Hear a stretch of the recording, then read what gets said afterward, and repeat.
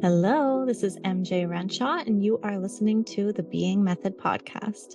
Let's start by taking a big deep breath together.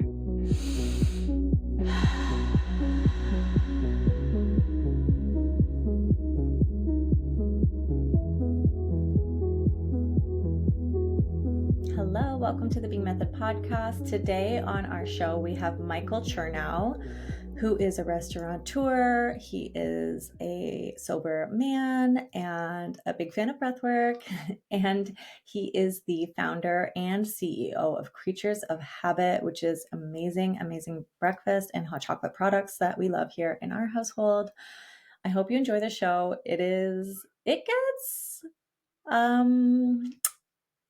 pretty fun at the end. So stay tuned to the end to hear some pretty exciting health info that Michael's going through. If you love freaky stuff, this is a great episode. Okay, enjoy listening. Okay, it's nice to meet you. You too. I'm excited to chat. I'll leave it up to you where you want to go. I don't script anything or ask scripted questions, but what I gather from you that is so helpful for other people is your story and like discipline and habits as being such an anchor to changing your entire identity. Like you changed who you were completely, right? Mm-hmm. Yeah, so I think a couple of things that have really been kicking around in the old dome are balance and how important balance is, and how we have been sort of groomed as business owners or just people in the world of trying to make something out of their life. We've been groomed to believe that this work-life balance thing isn't realistic. And if we want, and I think ultimately the catalyst to that is money, right? Like at the end of the day, ambition in our current climate has been directly tied to money.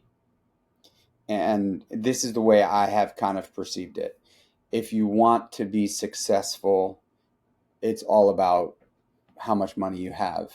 And what I'm learning as a father and as a husband and as someone who really does like cherish experience, that is just not true. It's just simply not true. And I can only say this because I just got back from spending, I was with my sons solo dadding for the last 9 days. And my wife got back yesterday. And we went on a trip.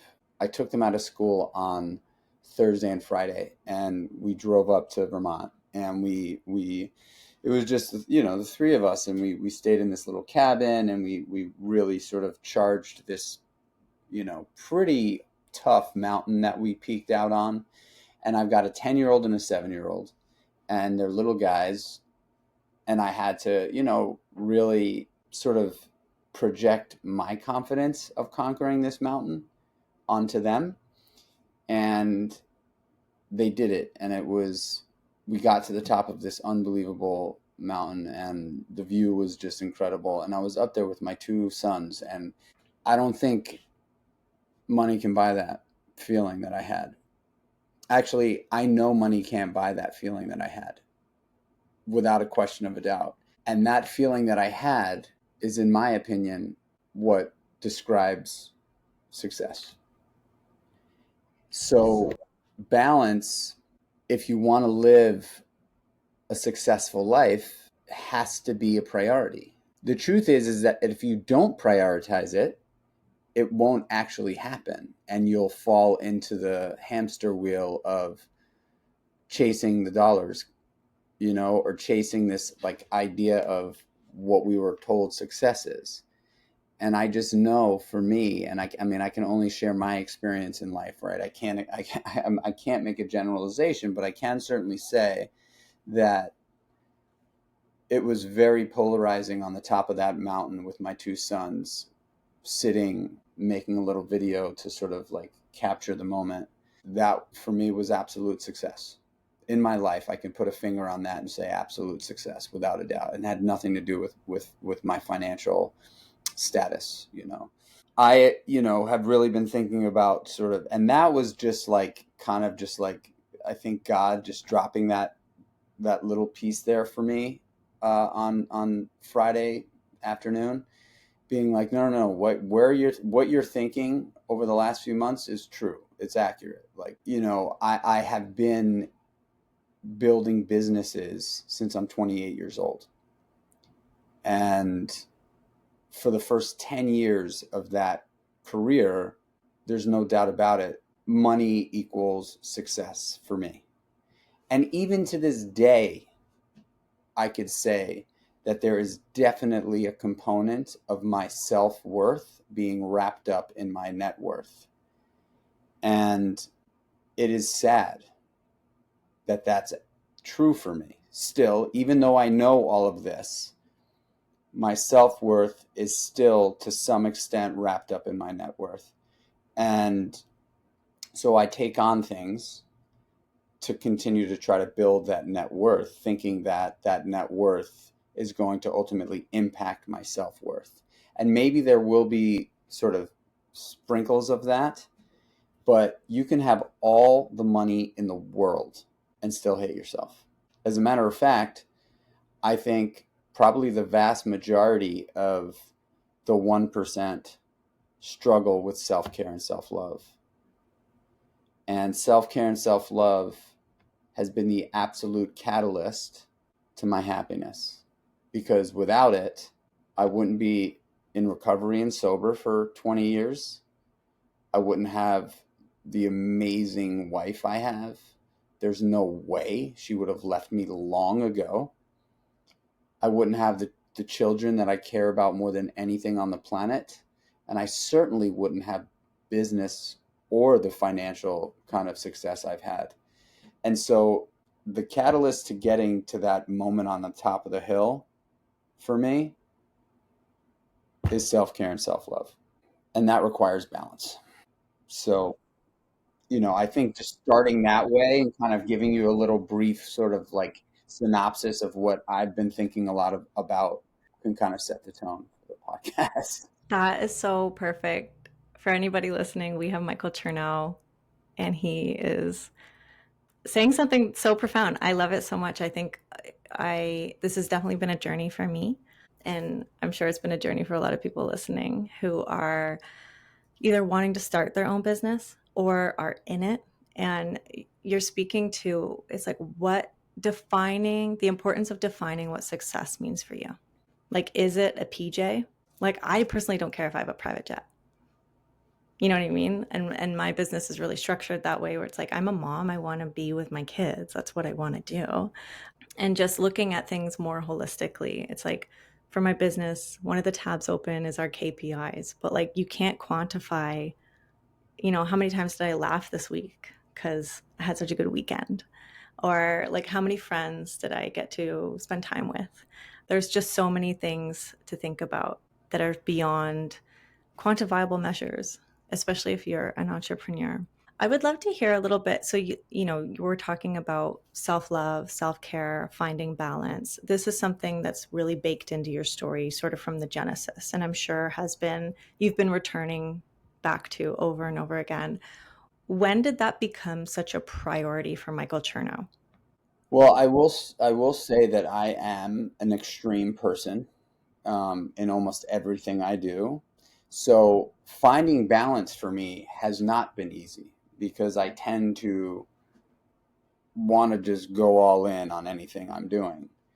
And when I say that, I mean, like, when I started my first business called the Meatball Shop in 2010 in New York City, I worked 2 years straight, 7 days a week, 18 hours a day. And so much so that my body had an extreme reaction to the lack of care I gave to my body, because I just went so all in. Now, it doesn't mean that I didn't like find time to to work out. I mean, that for the first 2 years of the meatball shop, I used to take all of my work clothes in a backpack, cinch it super tight to my body, and I would run over the Williamsburg Bridge to get to the restaurant on the Lower East Side from where I lived in Brooklyn. And then throughout the day, I used to take napkins and put them on my hands and go into the bathroom and do push-ups on the floor of the bathroom. So I was just burning the candle at both ends until 2012. My wife sort of took me aside, and we had gotten met. We'd been married for some time at that point. You know, I met Donna when I was 24. She was 22. We met very young. We got married a year and a half, 2 years later. And she basically looked at me and said, you know, I love you. And I said, I love you too. And she says, but I don't know you. I haven't seen you in 2 years, and this is not sustainable. Like, it just won't be, you know? And that was the first moment where I was like, oh, geez, like I've totally like forgotten about this other piece of my life, thinking that what I was doing was setting us up for the future, but not realizing that what I was doing was derailing the future, because she needed a certain amount of time with me, and I wasn't giving that to her. So if I kept on that trajectory, she would have left. And I think a lot of people in my position in those days, early entrepreneurship, you kind of, and maybe it is required. I can't tell you, because I don't know if it, you know, what it would be like doing it the other way, which is kind of how I do it now, which is I work 7 to 9 hours a day, Monday through Friday. I don't work on the weekends, and I don't work after 6 o'clock at night. Now, but then I had no boundaries, and I worked around the clock, and maybe that is what was required at the time to give me to climb the ladder to where I am today. So I can't tell you what if I would be here had I not put in that kind of work. But I can tell you that I would not have sustained my marriage if I didn't make a change. And that change was basically buying a piece of property outside of New York City, because I knew that if I was in New York City on the weekends, there's no chance I would be pulled into the restaurants, because at that point in 2012, there was, you know, started with one, and we started building restaurants. So, you know, I think I had 3 or 4 restaurants 2.5 years later. So we bought a place upstate, and we started going up there on the weekends, and it wasn't until then that I realized that, oh wait, I can be away from this thing and it's not going to implode. Like I don't need to be boots on the ground every single second of every single open hour of this business. And, you know, slowly I started to begin the process of, you know, balancing my life. But yeah, I mean, today I would rather spend, you know, I love my business. I love what I do, the message and the mission and all those things, but I would shut it down in a heartbeat, in a second, if there was any jeopardy of me, you know, losing the thing that I love most, which is my family. So, you know, I think putting things into perspective, what would I like to, what would I like to be doing with my time as I grow old? Spend as much time with my family as possible, and have as much experience with my wife and kids as possible. Take as many vacations as possible. You know, I had a guy on my podcast, this guy Gino Wickman, years ago, probably 3-4 years ago, beginning of the pandemic, I think. And super, what we would consider successful guy, built lots of business, and, you know, created something called the Entrepreneurial Operating System, EOS, written a bunch of books. And he was on the podcast, and he was like, I take 150 days off a year. And I was like, wow, that seems like a lot of days. And then he was like, well, let me break it down for you. He goes, I take every weekend off. So that's 104 days right there. Every weekend off, 104 days. And then he says, I take the month of August off every year to travel with my family. So that's 134 days. And then he says, I take at least 2 10-day vacations on top of that a year. And I was like, that's my goal. That's what I want to do. I want to do that too. And so I've been chipping away at trying to make that happen. And I'm pretty damn close. I don't take the whole month of August off, but I definitely take 2 weeks. And we definitely take 2, probably 7 to 10-day vacations a year on top of that. So I just, it's so, the other thing that I would just also say in this conversation is, in today's day, most of the world work is behind a screen, right? It's, even if you're, an entrepreneur, like, a lot of the work that gets done today is via a computer or a phone, but mainly a computer. A lot of people work, like when I'm going to work, it's like, okay, I'm at the desk or I'm somewhere in the office, whatever it is. And that to me is just terrible. It's just terrible. 80% of my time working is on a computer. And that's probably not even true. I probably 90% of my time working is on a computer. And it's just sad. It's sad that is what work is, because human beings were not meant to be sitting at a desk or standing at a desk like I do working. Like, we were meant to be outside, connecting with other human beings, or moving our body, or using our body in a way that it was designed to be used. And we are not doing that. So a new goal for me is to mitigate that 80 to 90% of time on a computer where we're just a slave to emails. Like, I am a slave to email. Slave. Like, shackled, straight up, every day. It is just Monday through Friday. It is, for me, the majority of my day is peeling out or climbing out of the email hole. And you write 1 and 3 come in. You write 2, 5 come in. It's just unbelievable how this email, now Slack, like, it's just become this whole thing where it's keeping us in this very, very, very confined, unproductive, unhealthy place where we feel like we are constantly in communication. People can get us at any time. The expectation of response is like immediate.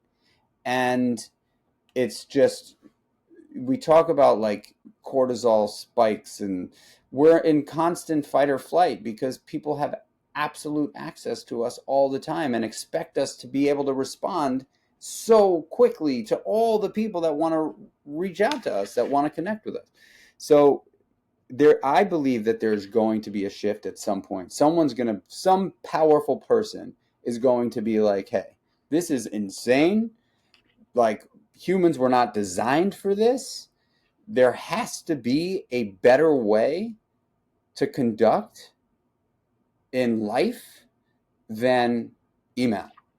Because if you're a busy person, which a lot of people are today, that means that you're emailing all the time. And I want to throw my flag in the ground to be like, hey, there's a couple of people that I know, a couple of founders that I know. One, Taro, the founder of Four Sigmatic, he was the first one I saw do this. And then a buddy of mine, Adam, who founded another restaurant group in New York called Deepen, was the second founder I knew that did this. And he basically has a permanent email response that fires back when you write him an email and says, hey, I've chosen to not live my life via the email world. If you need me and you know me, text me or call me, Otherwise, you can reach out to this person for PR, this person for ops, this person for finance. But I am not going to subscribe to, the email game. And man, like I wish I had, honestly, I wish I had the courage to do that. I just don't, I'm not there yet. But I do know that anybody listening I'm sure so many people listening can relate to this and it'll resonate. There's a better way. I haven't completely figured it out yet, but I do know that like there's a better way. There's a better way. I love what you're saying. I think this is speaking to something that AI and technology has brought in, which is this ability to design your own life. Prior to that, with the Industrial Revolution, it was like, well, you have to go work in this factory and then you come home and like there's no choice of it. But now we have all these systems. A book that I read when I was 22 that changed my life was The 4 Hour Work Week. And I'm not at a 4 hour work week, but I work 3 days a week, only in the morning. And that's the way I choose to have it because I have got kids and I really resonate with everything that you're saying. It's been a process of balancing. You can probably hear one of them in the background.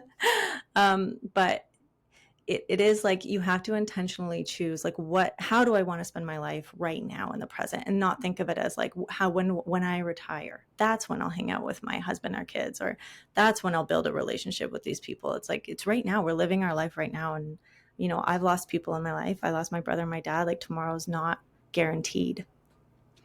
And I don't want to think of it as, that's when I'll enjoy life. Like it has to be right now. And I think that's the beauty of having this ability to, one of the back end parts of our business is we help people build a business. And we always tell them before you even think about what you're going to help people with or your offer, like think about how you want to live your day to day.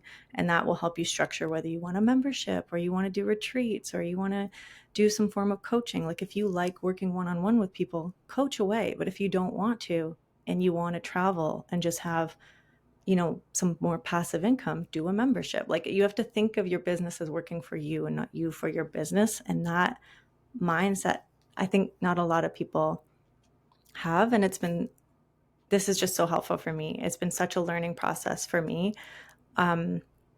We recently had our first 100K month, and it was the most stressful thing of my life. Like I onboarded this team. It was chaotic. Like I was on my phone all the time. It was so stressful. I had all these weird like health symptoms come up. This was in November. I was also writing a book at the same time. Like it was chaos. and then like I got a talking to from Ian being like, you've been on your phone too much. Like you need to get off your phone. So then I was like, okay, I'm going to peel it back and I want to do this right. I'm going to set all these different boundaries. On Tuesdays, I'm going horseback riding. I'm not working. That work day is just set for me to like have fun.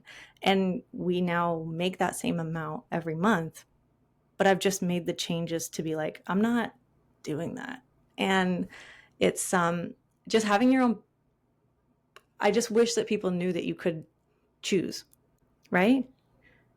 I mean, I think the hard part of that is, like I said earlier on, we're groomed to believe that,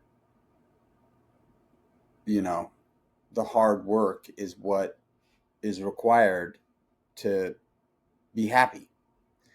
I worked with a coach who said something to me one time because I was talking to him about business growth, and he was like, well, what do you want? And I was like, I don't know, it's not really the money, like I don't care. And he was like, what you want is to feel important and loved. And I was like, oh, that is what I want. And like I actually have that right now with my kids and my husband. And it flipped everything for me. Like I love the conversation that you're saying. I think a lot of people think once I have this house or once I have this car or once I have this vacation, then I can feel happy. But like the mind frick of it all is that like you could feel that way right now. And also what I'll say is that like once you get the house or the car or the whatever it is you're thinking is going to make you happy, you're just going to want the next best one. It's just the way it works. I don't think anyone that has set a financial or a material goal and hit it has been like, that's it. I'm done. There it is. I'm done. That's it. Life is awesome. I don't have to do anything. I have made it. It doesn't happen that way.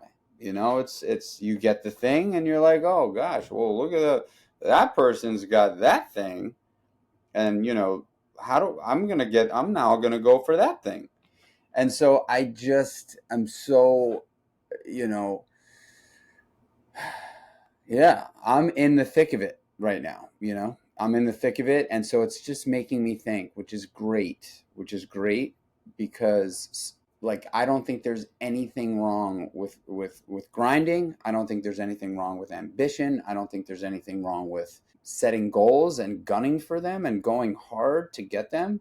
But I do think that if you are questioning your happiness along that journey, there should be a couple of, hey, let me stop and assess my situation, because I believe, I certainly don't believe that, we get one shot at this thing.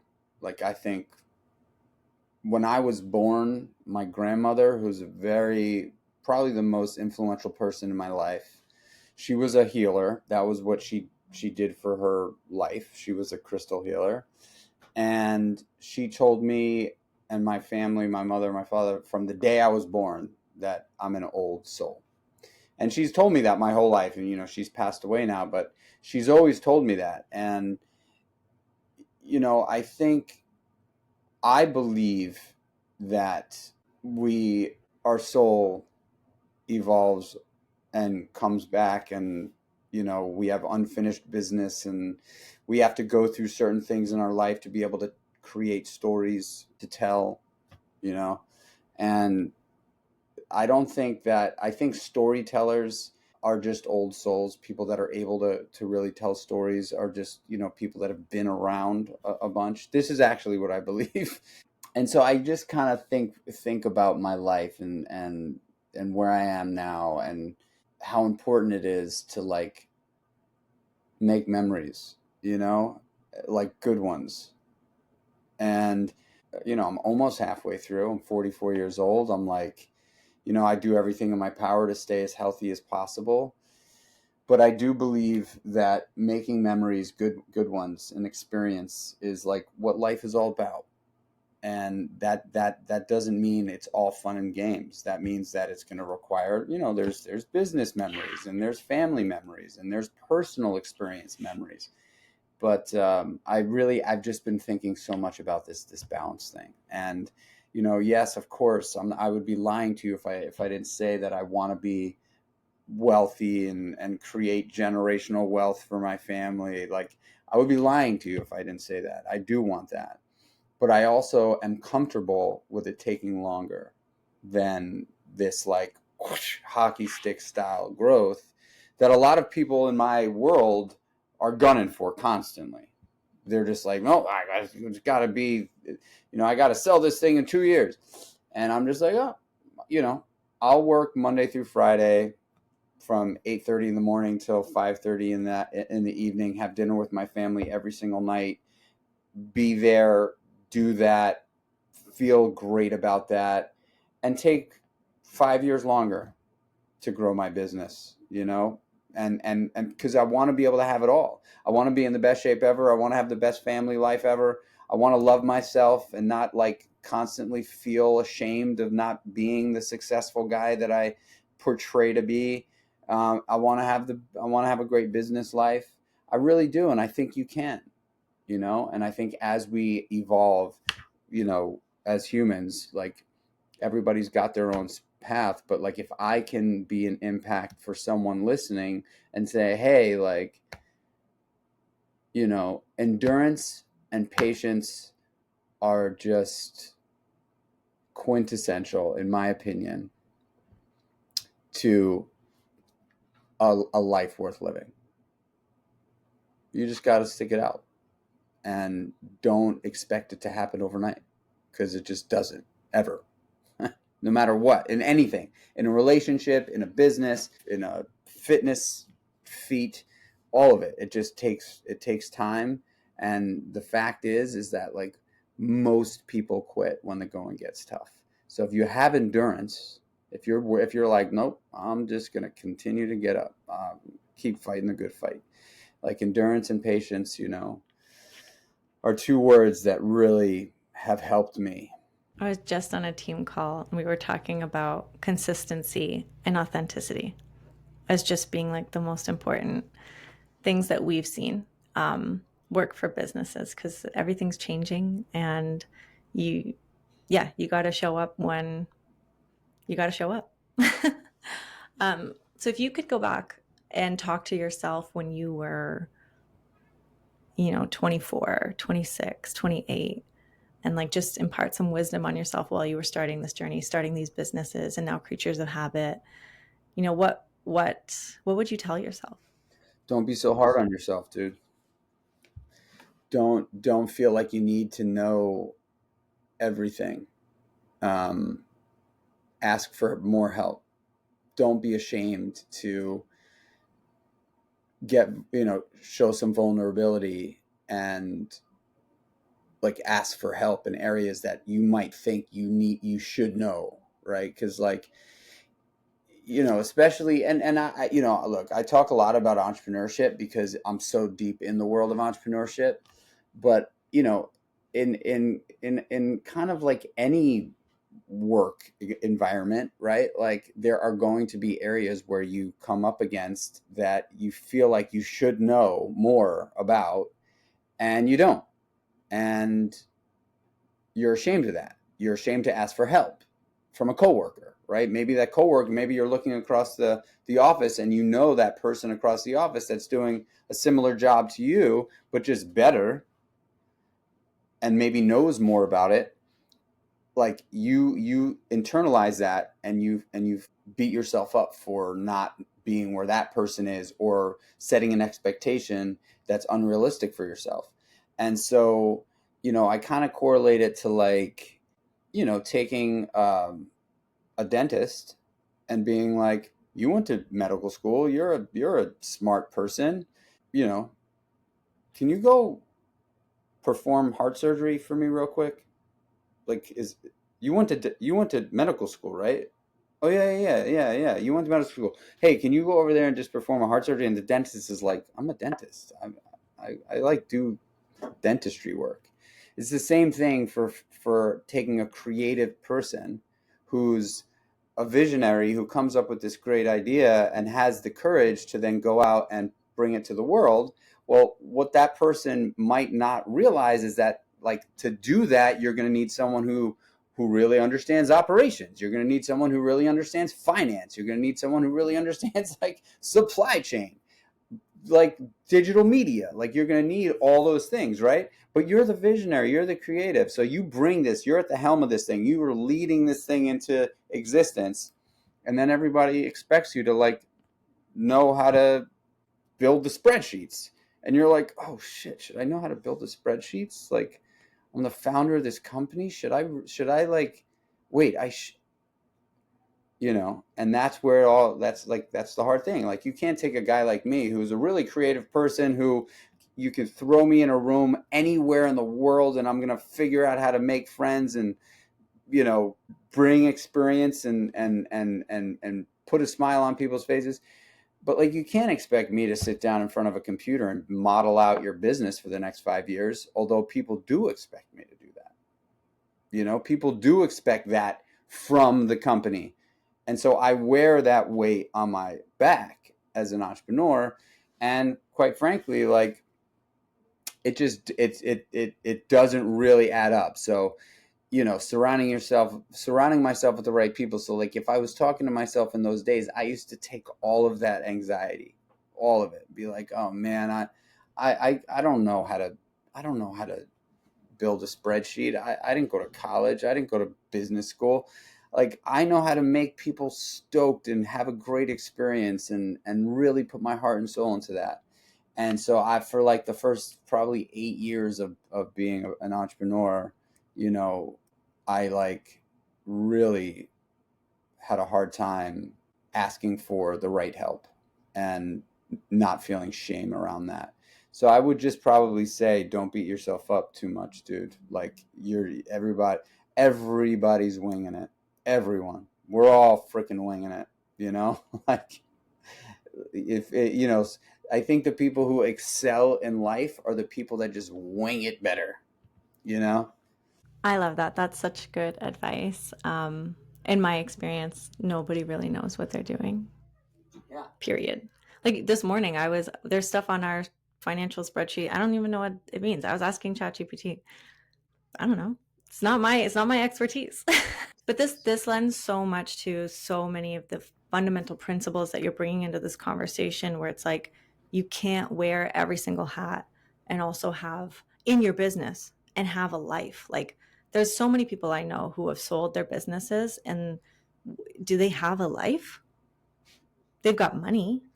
Do they have purpose? I got really into like the FIRE community, the financial independence retire early, and I watched all these videos of people who had retired in their 30s, and they were depressed because they didn't have a purpose in life. And all of them said the same thing. If you want to do this, make sure that you have something that you like, a purpose in life. Underpinning. Yeah, I feel like I've learned so much from going down those rabbit holes of building up a company to sell it, or financial independence, retire early, even generational wealth. Like if I think about it, any of my friends who have a trust, they're not doing anything that they want to do. They've just been handed this ability to like not get after it their whole life. Like I used to want to give my kids a lot of money, and now I'm like, I actually don't. I want you guys to have the experience that I did, where it's like I don't think we realize it when we're in it, but there's so much joy from being in the pursuit and having the purpose. Like these really are the good old days, Mm. where you're like, oh, those times where I was like trying to figure all this out. That was the good stuff.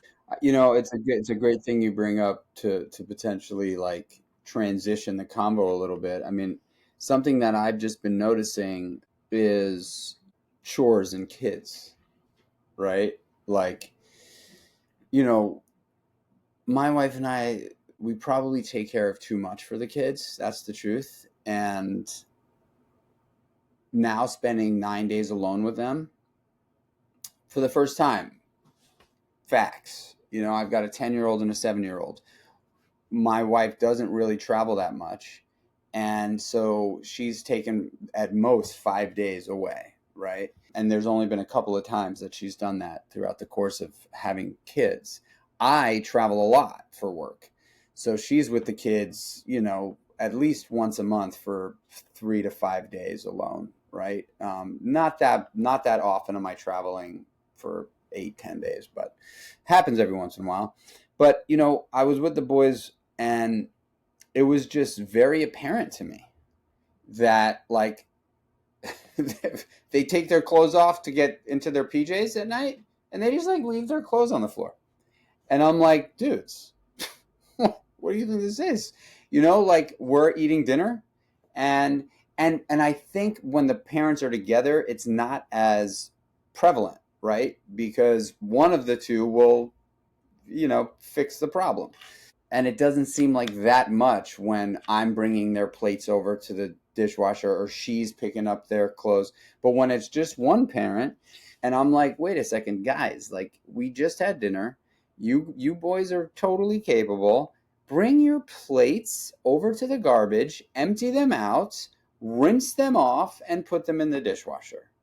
That is happening from now on, right?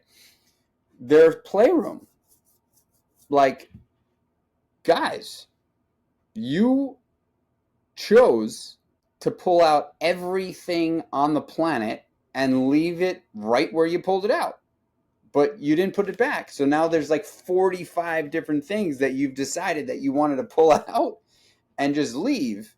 I'm like, who do you think is going to clean this for you? And so I really do think that, you know, I mean, when I was a kid, I mean, I had a really tough situation at home. I mean, I can't tell you I remember everything, but I will say that like creating adversity in some way for the kids to be required to do certain things is, in my opinion, very important. Like doing things for them, even at a young age, sets them up to believe that like things are just going to get done for them. And I did have a conversation with my wife last night. I was like, hey, like they need to do all these things starting now. Like they need to clean their room. They need to fold their clothes when they take them off at night for the pajamas. They need to bring their plates over to not just to the, I mean, normally they'll bring their plates over to the counter and just leave them on the counter with food in it. They need to they need to empty their plates into the garbage. They need to rinse them off. They need to put them in the dishwasher. We need to begin coaching them into this thought process that like, hey, things are not going to be done for me in my life. I need to, if I want to be happy, which is in their life, mom and dad not upset with me, these are the things that I'm going to have to start doing. And I think it's important. I was, a friend of mine has a really great podcast, and she just did a whole podcast on kids and chores and how much of an impact down the road chores that creating a schedule of chores for the kids can be. And so it's definitely something that we have not done a great job of. Like we've definitely like kind of like took, we probably do too much for them. And look, I didn't grow up with money at all, and so we weren't poor, but I certainly didn't have like the ability to like buy Jordans at 12 years old when I wanted them really bad. So what I did was I was forced to work very young. And I'm so grateful for that because I work, I've been working since I'm 12. And even before that, I was selling my toys on the corner of 87th and 2nd, and I was walking dogs, but like I got my first real job at 12. And it just kind of led me to believe that like now that like I'm going to open a restaurant most likely where we live in upstate New York so that I could put my kids to work in there. Like that's what I want to do. Because working in a restaurant for me at 12 was game changing in my life. And I mean, it was in New York City, so there was a lot of drinking and doing drugs, which was not great, but it did give me the grit and this idea that like, hey, it taught me how to, I don't want to use the word manipulate because that's like, I don't believe it's manipulation when you are a people person. But I think my superpower as a human being is connecting with human beings at scale. That is what I really do believe. That is what I live for. That is what I love doing most. I love talking to other people, connecting with, and now ultimately later on in my life, like being of service to others. And I think when I was a kid, I learned that in the world of restaurants. I learned that like, hey, not everybody's the same. You're going to have to treat people differently if you want to get the better tip. So if you want to get a good tip, you got to be able to be a chameleon. You got to be able to read the guest, like understand what you need to do to like make these people appreciate your work. And I cut my teeth in sort of just like being a people person there, you know. So I think, creating adversities for your kids, especially if money is not like a big issue in your life where like you have enough money to kind of live the lifestyle that you want to live, creating adversities for your kids, I think is really important. Me too. I always joke that the secret to parenting peacefully for me is child labor. Like if I give my son a spray bottle and a wipe, like he will sit there and spray. He's 20 months, but he will like happily do it. And my daughter will happily do the dishes. And like, okay, they're not doing the best job, but they're so happy to do that for like an hour. It really was like mind opening for me when I was like, oh, my kids, like, they don't want to go play with their magnet tiles while I clean the kitchen. They want to be in the kitchen with me doing it. Like they want to do all those things with me. And that changed parenting for me so much, but just being like, oh, I need to involve them. Like, we're getting towers and now they're going to be here and she's going to mix the scrambled eggs. And like when they just want to be with you and want to be doing all the things that you do, even if it looks like work to you. And my mom was really good at that. Like we were in the kitchen, we were doing chores, and it was fun. That just reminded me, you asked me a question a little while ago about like what was the moment where like this thing changed for you? And it's been sort of bubbling up for a while for me, kind of started in 2012 when my wife was like, hey, like this can't happen anymore. And I slowly began sort of like understanding that like family and the love to and from my wife was more important than anything in my life. And, then we had kids and I like there's only one regret I have in my life, and it is when we had our first son. Finley was born in March. I opened up a second restaurant concept in June, and then I went on the road to shoot a TV show in August. And the first 2 years of Finn's life, I missed, most likely, like I was not home for dinner at 6 o'clock. I was home very, very late. So getting up early in the morning and sitting and having breakfast with them was not something that I did. I regret that 100%. If there's only one thing in my life, if I can go back and change, would be that. And there was an experience about 4 years ago where we were up here I live in upstate New York now. We moved out of New York City. And I was coming home try to be on time for dinner at 6. And I got out of my truck and I was on my phone emailing, and I walked right into the house and I didn't say hello to anybody. And I like walked right over to the kitchen counter and I was on the phone emailing, trying to get this last email out.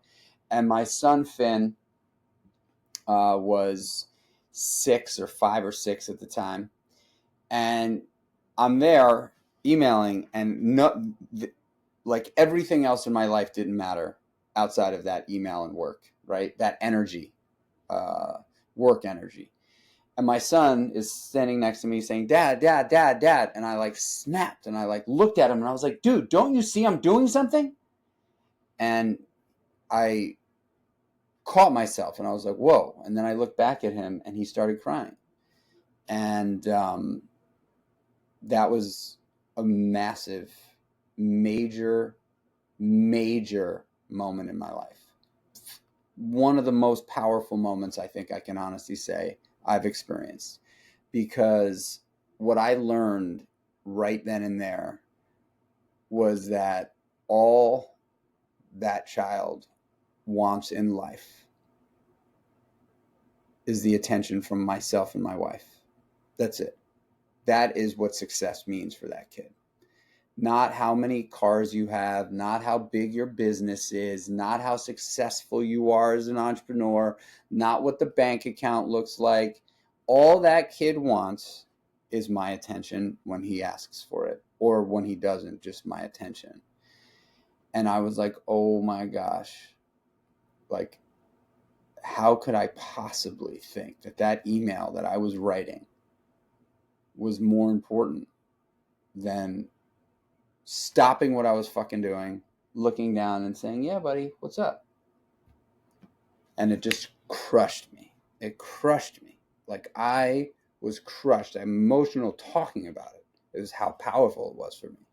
And from that day forward, I put my phone in a drawer as soon as I get home. And now, most days during the week, I will get home about 5 minutes before dinner, and I pull my truck into our driveway and I stop the car, turn it off, and I breathe for 3 to 5 minutes in the car, buffering the energy that I have at work from the energy that I want to walk in with to dinner as a father and a husband. And because it's very, very difficult to just change that energy, that intensity, right? Like nobody that, like people that work with you kind of feed off of that kind of energy, that go get it, like let's go, we get nonstop. But my kids, my wife, they don't want that energy. They want like they want me. They don't want that. And you can't just like stop it. Like I found that like having a breath work sort of routine, little ritual that I do in my car recalibrates my mind. And so, and it's very simple. I literally stop the car, I shut it off, it's quiet, and I do box breathing for about 5 to 10 rounds. And if I still feel a little intense anxiety, and I could feel it in my chest typically, and I do a check-in there, I'll do this double inhale, long, slow exhale technique that really sets me straight. I almost feel kind of high after I'm done with it. But then I can just go into the house and just like, I'm like, I've shut down the work stuff. So I think that really, that moment about 4 years ago was a monumental moment for me to be like, check your priorities, man. Like really, what is important in your life? Is it the freaking emails? Because if it is, own it and be straight with it. Like if that's where you're at right now in your life, own it. But chances are, if you're, married with kids and you really look, that shit can wait. You're making me tear up. I think any parent who's listening has had those moments where you're just like, what am I doing? And yeah, I don't want to say it's a hard process, but like you were mentioning before, we live in this time where there's all these devices that are designed to hijack your own brain. Own us. And it's like, 100, 200 years ago, the work was, can you find food and work? And now it's like, the problem is, can you stop all these things that are like designed to be as addictive as possible? Hey, sorry about that. I'm just, I'm on the first day of a 5-day water fast and drinking a lot of water. So yeah, I mean, look, I don't even. Yeah, I'm hoping that this is the last phase of this thing. I've been on it for 6 months, and yeah, I'm hoping that this is the final stage Yeah. because And because you have Lyme. I have Lyme, I have psoriatic arthritis, I've got Raynaud's. I mean, I've got Okay. the For Lyme. people that I know who have done like keto and water fasts for that, it's been amazing. Great. All my friends did the bee venom therapy. How was that? Was that helpful for them? Some of them, yes. Some of them got just allergic to bees. And but the best thing that I think they've done, all my friends have Lyme apparently, is the Royal Rife. The Rife machine? Yeah, And that that's been like the helped them? game changer. Yeah, game changer Wow, okay. Yeah, I've been looking. across the board. Did they go ahead and buy one of the Rife machines or did Yeah, they did? I think you can get them for like $3,000. Yeah, I got to look at one because I was kind of like doing some. I mean, I'm doing also some really crazy shit right now that I'm just not even talking about. It's okay. I've heard it all. I know many people who drink their pee. I How did you know I did that? because if someone says they're doing crazy shit, they're drinking their pee. That's so funny. Dude, I'm deep in the health and wellness world. Yeah, so I've just started that like a month ago, and Cool. That's cool. Have you noticed anything? it's interesting. Like I kind of. I don't know. I don't know because I'm also doing so many other things. But like, I've got a buddy. I was just down in Austin, and I have a buddy down there who's super.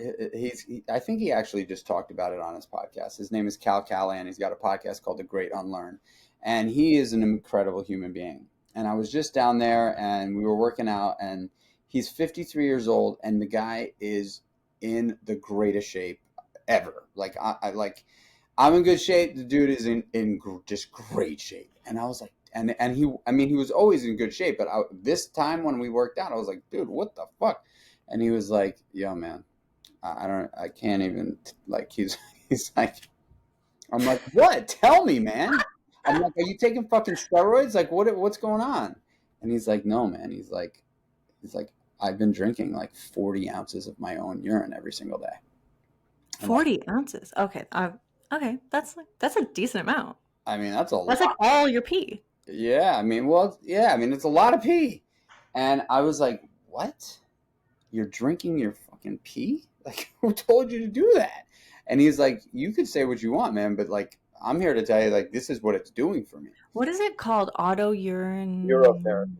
Right. Yes. And there are people who like back this up. Like they think it's legit. Yeah. I mean, like so I've obviously gone on a deep dive rabbit hole because I just want to understand. As you should. And there's a woman who was on the Dave Asprey podcast. Yes, I listened to that podcast, and she wrote a book. She worked with like indigenous people. Yeah, that was a sick podcast. Yeah.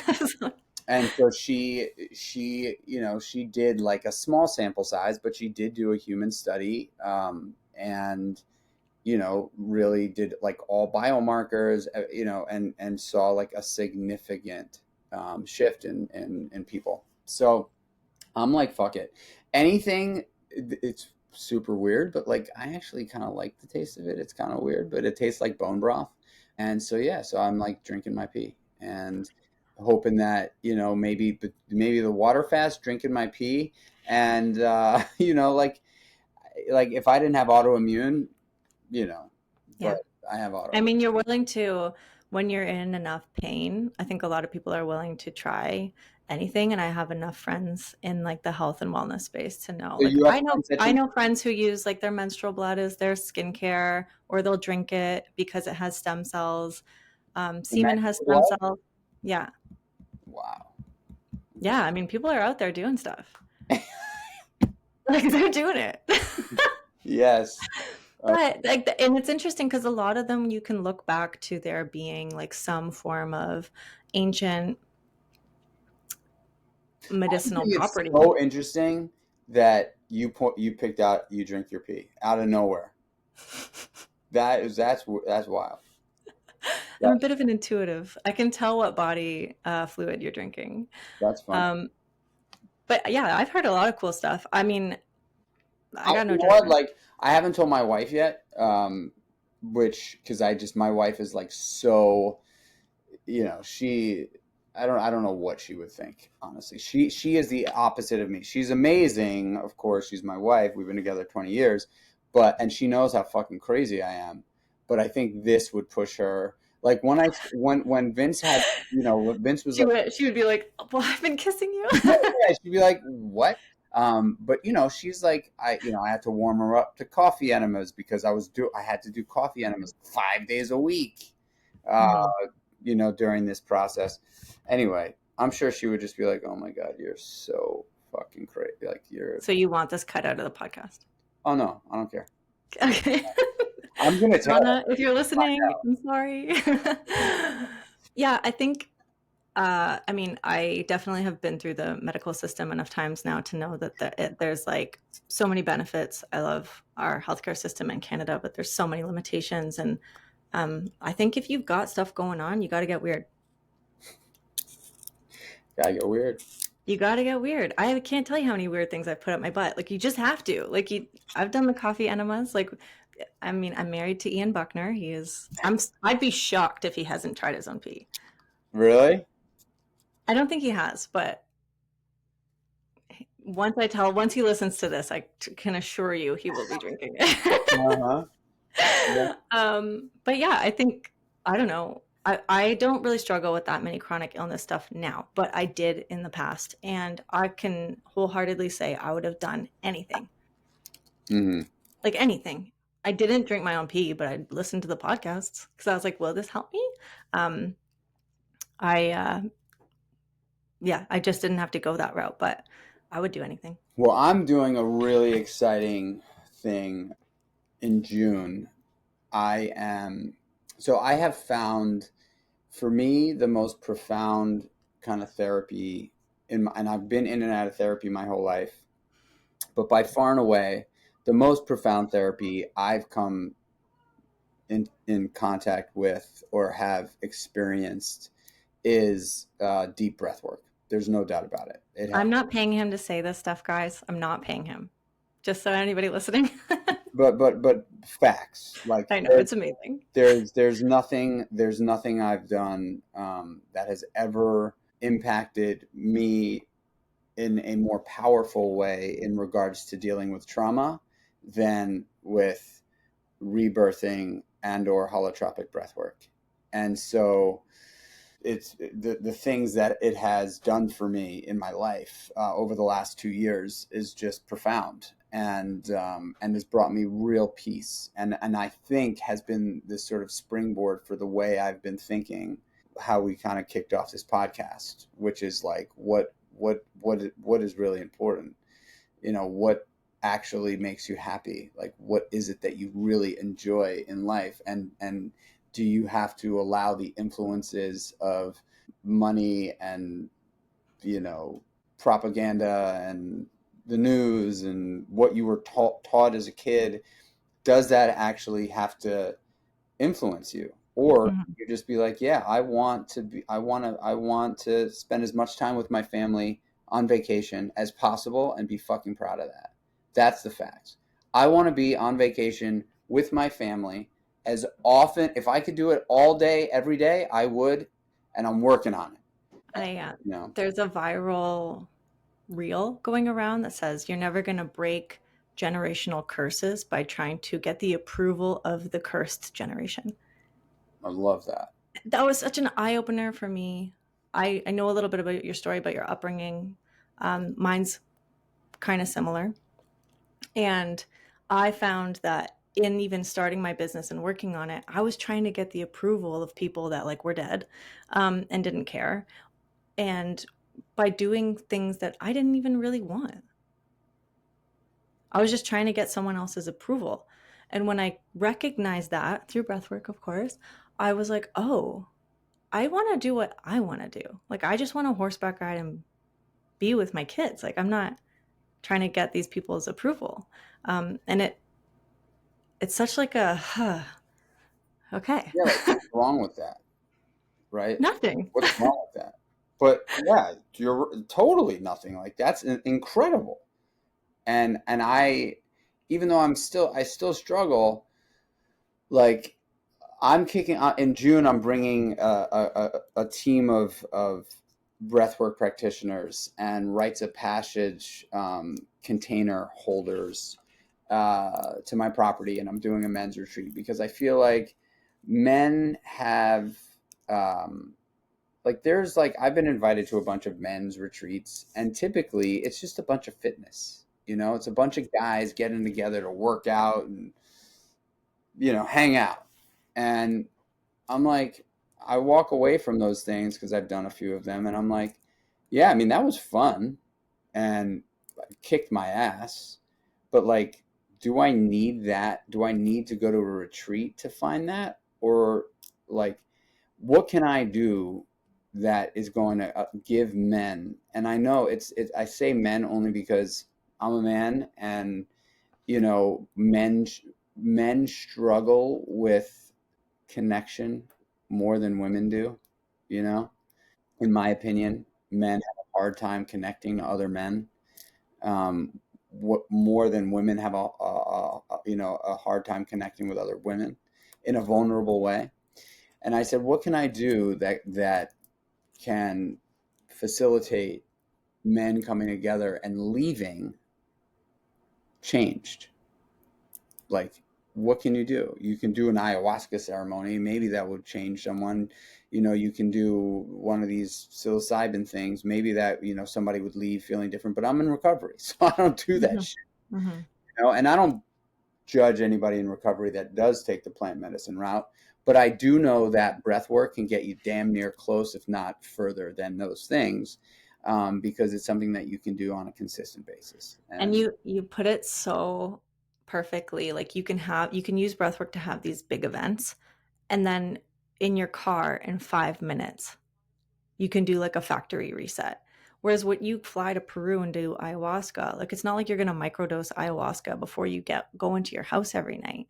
Like there's just it's so practical, and there's so much usage that you can get out of breath work. I've done the drugs. I haven't done ayahuasca, but I've done most of them. And like they were profound and amazing, but not as amazing as breath work because I can do that on a Tuesday night when my kids go to bed. Right. Like it's just so, And not be completely like, like out of sorts, yeah, it's amazing. I'm just like, this is so much better. It's easier. It's more accessible. There's no side effects. There's no safety really, unless you're on like antipsychotic medication. Yeah, I'm a big fan, and I love men. I love men doing it. I watched my dad struggle for so long. He tried going to like AA meetings, and he just was repulsed by the vulnerability, and that was like weakness to him, and that killed him. Like that was his demise, was that he couldn't connect with someone without it being like weakness.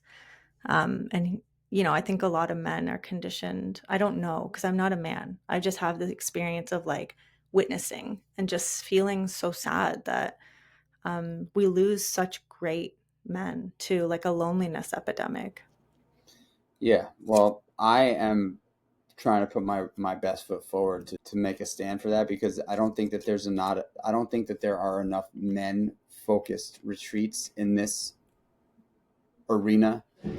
And I just know the benefits that, like, I just know even men connecting in a non-materialistic, non-superficial way to talk about their lives in a container is enough to change someone's way of thinking. You add 3, rebirthing sessions of breath work a day to that for 4 days straight, plus a sweat lodge and a rites of passage experience. Like, I don't know. I'm really excited about it for myself, and so I'm launching that in June. I'm going to do that because I feel drawn and called to do that. And I think, who knows, maybe that's the future of my career, because I enjoy that. And it's an experience. I think experience today is they're like few and far between, and money spent on experience is investment for telling stories for generations. Money spent on a fucking car. What is that? It's a ruse. I've loved having you on the podcast for 2 reasons. The first is that my husband's for sure going to drink his own pee. And the second is that hopefully he'll take us on more family vacations. After hearing this. No, but thank you so much. This has been so enlightening and so affirming, I think, to my journey in entrepreneurship, and I'm sure to many other people listening, to just really focus on what matters and not kind of get lost in the sauce. Totally. They're trying to brainwash us. And by the way, if you're young in your 20s and what matters for you right now is pouring the foundation, have at it. Go hard. Do it.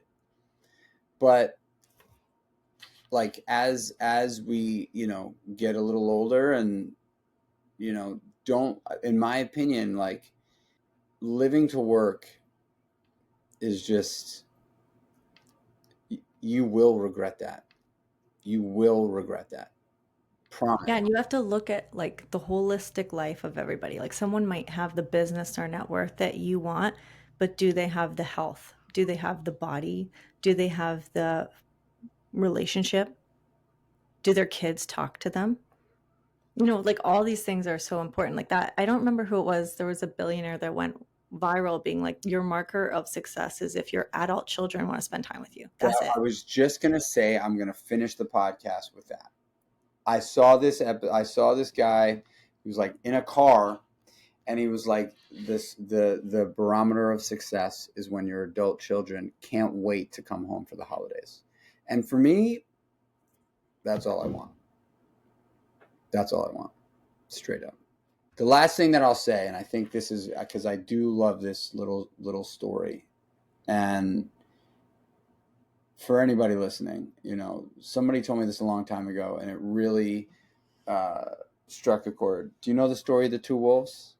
So there's an elder at a fireplace with a young child, potentially his grandchild or her grandchild, and she begins to tell him a story. And she says, there's a war going on inside of you at all times, all day, every single day. There's a war, and it's a war between two wolves. And one wolf stands for optimism and positivity and happiness and confidence and love. And the other wolf stands for negativity and darkness and skepticism and fear. And they're at odds all the time, every day, all day. And the grandchild says, who wins the war? And the elder says, whoever you feed most. And for me, that's just it. There's a fucking war going on. And it's voices, it's ego, and it's reality. And who we choose to feed most is ultimately who's going to win that war for the day. And so I do keep that in mind most of the time when I'm like doubting myself and feeling fear, anxiety. I'm like, who did I feed today? How did this happen? Like, who did I give my attention to in this battle? That's so beautiful. That's the perfect end to this podcast. If people want to find you, we will put links below, but you can tell them right now. Yeah, you can just follow along on at Michael Chernow, kind of anywhere. I'm pretty active on social media. My business is Creatures of Habit. It's Creatures with a K. We sell really awesome high protein overnight oatmeal, and we sell a sleep support hot chocolate that has no melatonin in it, so it doesn't keep you, make you groggy in the morning. And that's the business that I'm running right now. And I know several people who are hooked. Awesome. Thank you so much for coming on the podcast, Michael. Thanks for having me, MJ.